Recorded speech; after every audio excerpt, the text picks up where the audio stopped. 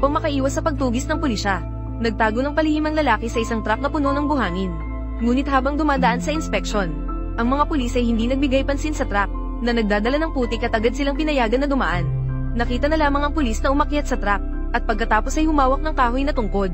Paulit-ulit niyang ipinasok ito sa banda ng buhangin, hanggang sa matiyak niyang walang tao sa loob. Doon siya nakahinga ng maluwag at umalis. Gayunpaman, hindi nila naisip na ang taong tinutugis nila ay nagtago sa kanyang mga paa at nakasandal sa isang straw upang panatilihing humihinga, hanggang sa umalis na ang truck sa checkpoint. Saka pa lamang si Tarzan ay umakyat mula sa putik. Sa pamamagitan ng pagsakay sa truck, agad siyang nakarating sa isang maliit na nayon. Nais sanang tumingin sa isang bahay ng magsasaka para makahanap ng kagamitan upang buksan ng posas. Ngunit sa hindi inaasahan, walang nahanap na kagamitan.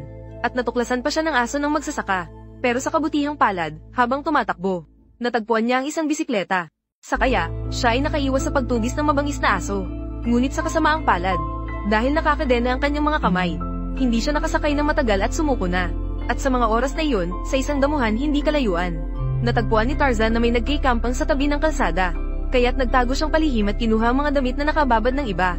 At habang siya ay nagnanakaw ng damit, narinig niya ang tunog ng isang makina mula sa malayo, ang tunog ng isang cutting machine.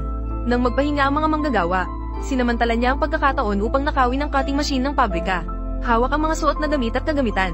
Nakahanap si Tarzan ng isang liblib na magsasaka. Sa bodega ng magsasaka, pinutol niya ang kadena sa kanyang mga kamay. Sa wakas, wala na ang pagkakakadena. Nakatulog na siya ng payapa, hanggang sa kinabukasan. Si Tarzan ay nagising sa ingay sa labas ng pinto. Itinaas niya ang kanyang ulo at tumingin. At nakita niyang may isang matandang babae na nanguhuli ng manok. At sa puntong ito, si Tarzan ay halos mamatay sa gutom. Kaya't upang makakuha ng pagkain, agad na lumabas si Tarzan sa bodega. Nagkunwari siyang naligaw na turista sa malapit. At pagkatapos ay nakakuha siya ng pagkain mula sa lola.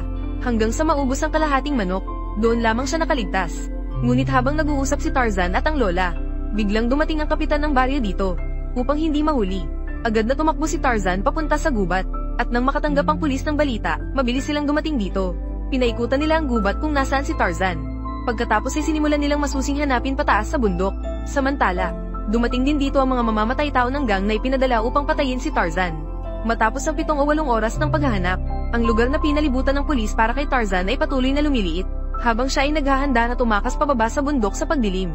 Natagpuan siya ng mga tao ng paghahanap. Sa kawalang pag-asa, si Tarzan ay napilitang tumakbo muli patungong bundok. Nakatingin sa paikot-ikot na pabilog na palibot na palitang lumiliit sa ibaba ng bundok. Alam niyang wala na siyang paraan upang makatakas ngayon. Ngunit habang si Tarzan ay labis na nawawalan ng pag-asa, sa ibaba, biglang nagkaroon ng pagsabog. Ang mga tao ng mga Saubudo ay biglang tumakbo patungo sa lugar ng pagsabog. At si Tarzan ay sumabay sa pagkakataong ito. Nakaligtas sa kaguluhan at nakatakas dito. Ngunit hindi pa siya nakatakbo ng malayo.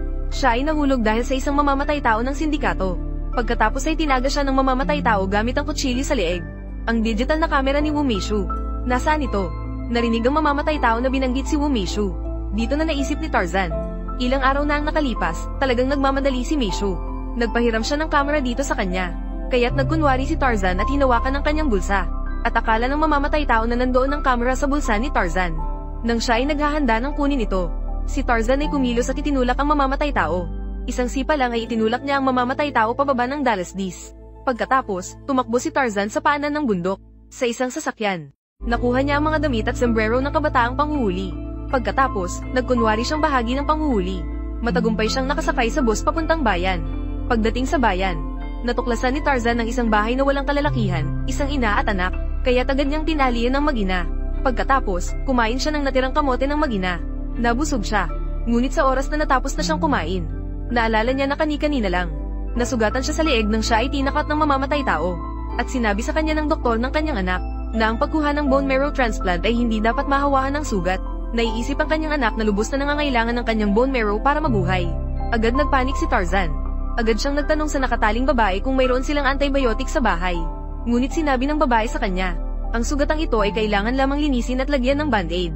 Ayon sa sinabi ng bata, naligo si Tarzan sa bahay ng bata at pagkatapos ay naglagay ng band-aid. Gitnang gabi, nang makatulog na ang mag-ina, biglang naisip ni Tarzan ang tanong ng mamamatay tao tungkol sa kamera. Naalala niya na sa labis na pagkabahala, dinala niya ang kamera pabalik sa bahay. At ang kamera ay kinuha ng kanyang pinakamagandang kaibigan upang kumuha ng larawan. Ngayon, kailangan lamang hanapin ang kamera, kaya ang kanyang maling pagkakakulong ay maaaring malinis. Kaya sa susunod na umaga, si Tarzan ay nagpalit ng kanyang pangit na hairstyle. Naglagay ng mature na hairstyle na 2:8, at pagkatapos ay sumuot ng damit ng ama ng bata at naglagay ng salamin. Sa wakas, nagkunwaring isang negosyante. Umupo siya sa bus pabalik,